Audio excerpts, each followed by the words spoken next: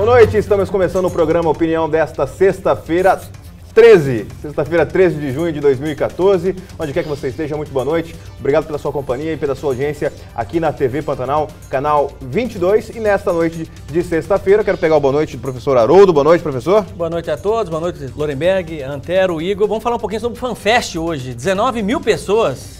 Sucesso, né? FanFest, né? Sucesso. Sem dúvida. Sexta-feira 13, professor, mais uma vez com frio aqui, tá? É com frio, como diz o professor William, tá encurujado. Tá encurujado.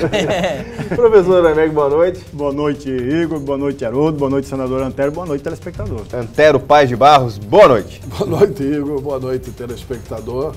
E vamos que vamos, né? Vamos que vamos. Sexta-feira especial, nós temos aqui muitas perguntas para o programa de hoje. E se vocês me permitem, eu gostaria de começar já com essas perguntas aqui que nós já temos à disposição. O Veríssimo Lemes do Nascimento, do bairro Ribeirão do Lipa, parabeniza o programa, diz que é um debate democrático e ele pergunta sobre a multa de R$100 mil que o governador Sival Barbosa pagou. Ele diz que será nós que vamos ter que arcar com este prejuízo, com este rombo. É o questionamento do Veríssimo Lemes do Nascimento, do bairro Ribeirão do Lipa. Quem quer responder? Não, eu acho que legalmente não.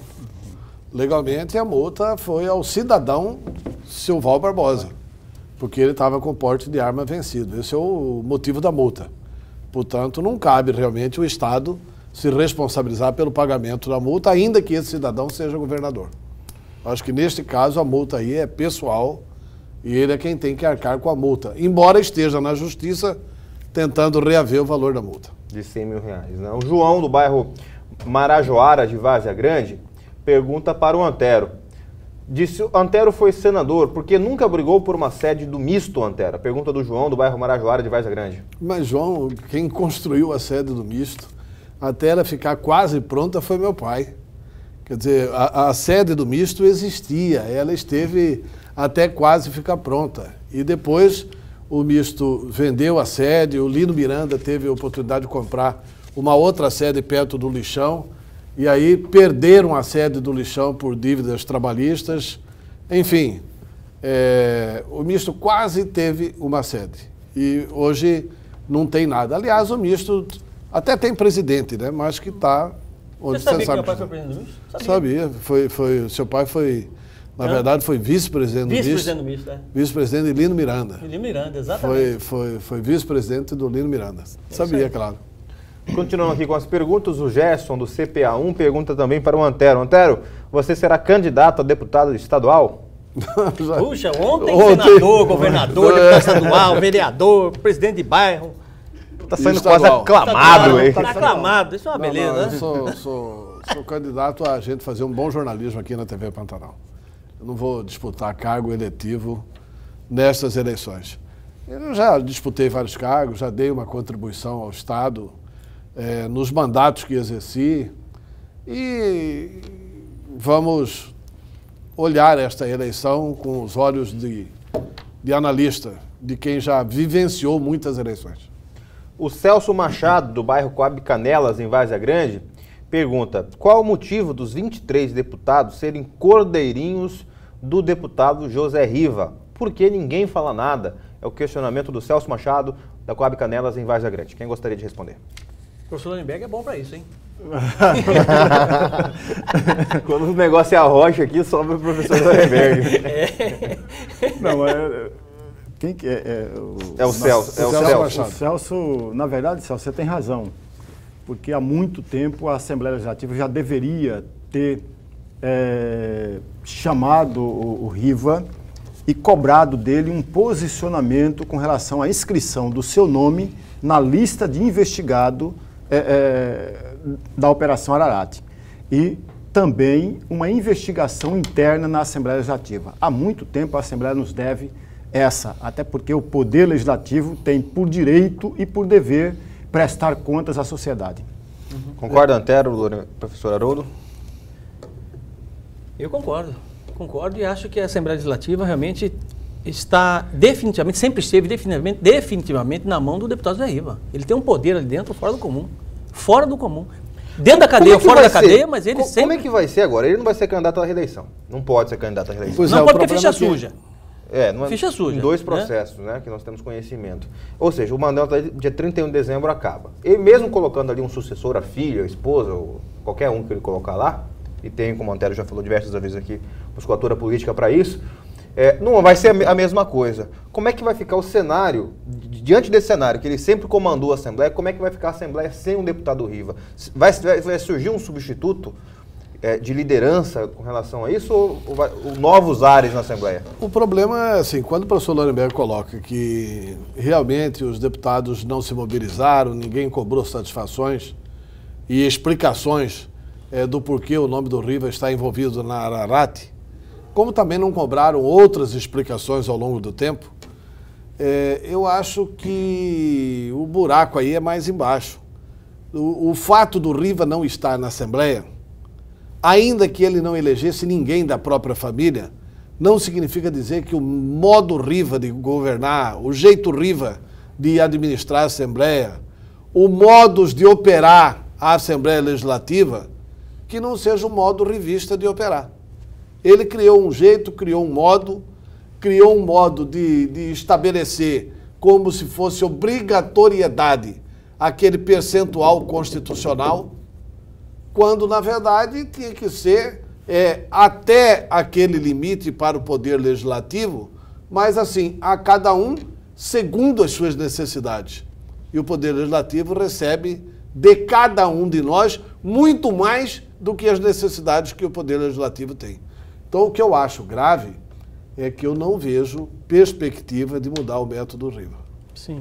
Eu acho, inclusive, que a quadra de candidatos de todos os partidos... Por que você fala todos os partidos? Eu falo todos os partidos pelo seguinte: os partidos que vão disputar a eleição ao lado do Pedro Taques, que teoricamente é um candidato da mudança, o que fizeram na Assembleia para apurar isso? Nada. O que fizeram na Assembleia? A partir do partido do próprio Pedro. A partir do próprio PDT, do senador Pedro Taques. Qual atitude tomou? Nenhuma. Então, esses partidos que estão ao lado do Pedro Taques estão também na Assembleia. Que atitudes tomaram? E quem são os que vão disputar eleições desses partidos? O PSDB está com o Pedro Taques? Está. Que atitude tomou na Assembleia? Nenhuma. Não. O DEM não vai ter o senador Jaime Campos na chapa? Vai. Está na Assembleia? Está. Que atitude tomou? Nenhuma. O PSB, que atitude tomou? Nenhuma. Quer dizer, nenhuma. Há um olhar assim... contemplativo, como se tudo tivesse bem. Como se... vão até achar o seguinte: vai sair o Riva, agora é minha vez. Né? Quando na verdade tem que discutir o método. Esse método é que não serve. Essa forma de organizar a Assembleia Legislativa é que não dá, que é em prejuízo da população mato-grossense. Que começou também lá atrás, né? Esse revezamento do Bozaipo com o Riva na presidência, que depois passou para o Sérgio Ricardo, que passou para o Silval Barbosa, esse revezamento de primeiro secretário com o presidente da Assembleia, é um dos motivos dessa gestão ser assim, né? Pois é muito assim, em cima de uma cultura dessa questão do repasse. Eu me lembro bem que os últimos a lutarem contra essa cultura fomos eu e o Luiz Soares. O Luiz Soares, quando foi líder do governo Dante, e eu, quando fui secretário da Casa Civil do governo Dante, nós saímos pregando pelo Estado inteiro de que o valor do 10º da Assembleia era exorbitante. E não é nada contra o Poder Legislativo, a minha origem é Poder Legislativo. Eu fui vereador, fui deputado federal, fui senador. A minha vida toda na política, a origem é o Poder Legislativo. Eu gosto do Poder Legislativo, é necessário o Poder Legislativo. O Poder Legislativo tem sim que ter condições de funcionamento, mas não precisa ter essa exorbitância. A Assembleia Legislativa de Mato Grosso recebe mais por mês do que todas as cidades de Mato Grosso, excetuando Cuiabá, Rondonópolis e Várzea Grande. A receita mensal da Assembleia é maior que Sorriso. É maior que Sorriso e Lucas junto. É maior que Sinop, Lucas e Cáceres junto. É maior que Cáceres e Barra do Garça juntos. Isso é inaceitável, porque tem mais criança para estudar nessas cidades, tem mais buraco para tampar nessas cidades. Quer dizer, então não pode o parlamento ser uma casa de gastança. É essa crítica que eu faço, sem fulanizar, sem colocar que isso aqui é Riva, isso aqui é Bozaipo, isso aqui é Sérgio Ricardo, sem nenhuma fulanização. Eu quero saber o seguinte, os que estão se colocando para a disputa oferecem alguma esperança de mudança? Essa é a pergunta. Antero, só que eu, sabe, de fora, sabe qual é a impressão que eu tenho? Que o deputado José Riva, todos esses anos que ele foi presidente da Assembleia Legislativa, ele criou um modus operandi de política ali na Assembleia Legislativa de inter-relação e interdependência com os colegas. Está entendendo? De dependência mesmo. De uma forma pela qual os próprios colegas, veja bem, não é questão de terem medo, né, de pronunciar contra o deputado José Riva, mas um certo receio nesse sentido. Está entendendo? Que eu não sei o porquê. Mas que deveria ter falado já há muito tempo, deveria ter pronunciado há muito tempo, já deveria. É isso que incomoda a sociedade, sabe? Quer dizer, existem colegas dentro de um parlamento que devem prestar serviço para a sociedade e simplesmente se calam, não falam absolutamente nada. Por quê? É medo? É receio? Né? Ou é rabo preso? Ou é rabo preso?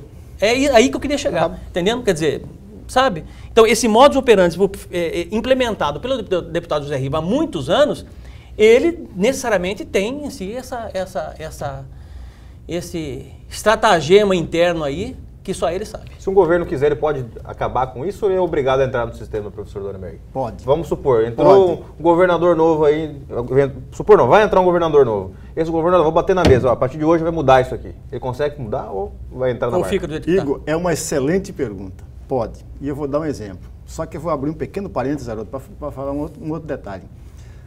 Ao longo desse tempo, perdeu a população, mas também perdeu o próprio poder legislativo, que não tem força.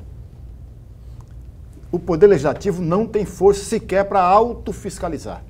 Não legisla. Não legisla, não fala nada. Não fiscaliza. Exatamente. Não fortalece os partidos. Então faz o quê? Porque não tem partido. O partido é Riva. Isso. Faz umas audiências públicas que não dão ninguém. O governador acerta com o Riva, está acertado com a Assembleia. Se não fiscaliza e não legisla, faz o quê então, gente? Personalizou-se as ações na Assembleia Legislativa. Esse é o problema. Esse é o problema. Não é a Assembleia que ganhou o poder. Não é o sistema. Mas é um ou outro deputado que ganhou um espaço enorme para controlar o poder legislativo. Como que o governador poderia agir? Olha, todos nós sabemos que no Brasil chama-se governabilidade, o toma lá da cá. Eu entendo governabilidade de outra maneira. Mas o que o governante ou o que o político, de uma forma geral, brasileiro, chama de governabilidade? O governador ou o prefeito ou o presidente da República, quando eleito, ele quer ter a maioria no parlamento estadual. É isso que ele chama de governabilidade. Correto. Quando ele é eleito que não tem a maioria no parlamento, o que ele faz? Ele troca cargos, ele troca dividendos, ele troca obras na base eleitoral dos deputados a troco de força e de poder lá dentro, né, na Assembleia. Agora, vamos imaginar, Igor, só para responder aquilo que você achou, que você fez, que é fantástica a pergunta, daria um programa por inteiro. O Antero deve lembrar muito bem disso. Quando o Covas foi eleito governador do estado de São Paulo, o Covas não tinha 1/3 da Assembleia Legislativa de São Paulo. Então, o que ele fez? Ele barganhou cargos. Ele fez uma coisa muito diferente. Ele foi lá no município, onde um deputado X, ou deputado Y, ou deputado Cicrano, tinha base eleitoral. Como aquele deputado não dava apoio para ele na Assembleia Legislativa, ele passou a fazer obras lá no município sem a intermediação do deputado. Tem um contato direto. Exatamente. O que fez? O deputado perdeu espaço no próprio município onde ele tinha base eleitoral. E com isso ele passou rapidamente a ter a imensa maioria da Assembleia Legislativa. Porque o deputado, o parlamentar, percebendo que o governador tem outras maneiras de ter o apoio, ele passou a tirar foto junto com o governador. Entendi. Você entendeu? Então tem várias maneiras. Você troca cargos, você aumenta a merenda. Merenda é propina mesmo, né? Propina. Mensalinho, aumenta, mensalão, exatamente, merenda. Você aumenta. Ou então propina. Você tem outras maneiras de fazer. De discutir com o parlamento, de discutir com o parlamentar, dentro do plenário, que o governador, que o presidente, que o prefeito tem razão naquela defesa. Só que para isso é preciso negociação, é preciso de discussão, é preciso de debate. Como na Assembleia Legislativa não se tem isso há muito tempo e não se tem ninguém habilidoso bastante para fazer isso, troca-se cargos e dinheiro por apoio político. Perfeito. Muito bem, pode mas fazer olha, de forma quem diferente. for o governador vai ter que penar com a Assembleia. Vai mesmo. Porque, assim, eu estou vislumbrando, assim, pouca fumaça de mudança na Assembleia. Verdade. Na Assembleia. Não é que que todos os que estão lá vão ser reeleitos, não é isso. Pode ter gente nova lá? Pode. Mas eu quero saber se essa gente nova que pode chegar, se está comprometida com possibilidade de mudança. Possibilidade de mudança, que eu falo, é mudar método mesmo, é contestar aquilo que o poder recebe. Não é só essa questão da influência, essa é a menos deletéria. A influência do deputado para indicar obra para o interior, ótimo que ocorra isso. Não tem problema nenhum nisso. Onde tem problema é assim, é gastar demais onde não precisa. A Assembleia não precisa de mais de 40 milhões de reais por mês para sustentar uma casa de 24 deputados, onde o salário desses 24 deputados não ultrapassa 500 mil. Verdade. O salário dos deputados somados dá 480 mil legalmente pela lei. Para onde vão os outros 40 milhões, 40 e poucos milhões? É essa questão que é o debate de fundo. Quer dizer, na Assembleia, miseravelmente, dá para economizar 20 milhões por mês. Com 20 milhões por mês, em um mandato de 2 anos, você faz, com 20 milhões por mês, você faz o pronto-socorro de Cuiabá em 3 meses. Aliás, Antero, Verdade. Você faz 3 pronto-socorro desse de Cuiabá, um em cada cidade do interior. Você põe uma saúde de qualidade no Estado. É essa gastança que tem que acabar. Esses 20 milhões estão na mordomia deles. Está na mordomia. aliás, está sendo feito um Esses 20 estudo, milhões, sabe Antero. onde estão esses 20 milhões? Nas factories. Sabe onde estão esses 20 milhões? Para justificar esse tipo de operação. Porque esses 20 milhões não aparecem, não tem como aparecer. Não tem como aparecer. Então, eu, sinceramente, eu tenho preocupações com a Assembleia. Pra gente chamar o E intervalo. acho que o governador vai penar. Seja ele quem for. E é impressionante, Antero, antes de chamar o intervalo, é impressionante a evolução desses repasses ano a ano. Nós estamos fazendo um estudo com relação a isso, e essa evolução ano a ano, de 2003 para cá, é impressionante, se comparada principalmente com as principais áreas do Estado, como segurança, educação e saúde. Isso aqui será tema, com certeza, de novos debates aqui no programa Opinião. Vamos rapidamente ao intervalo comercial e voltamos em instantes com o programa Opinião nessa noite. Não saia daí.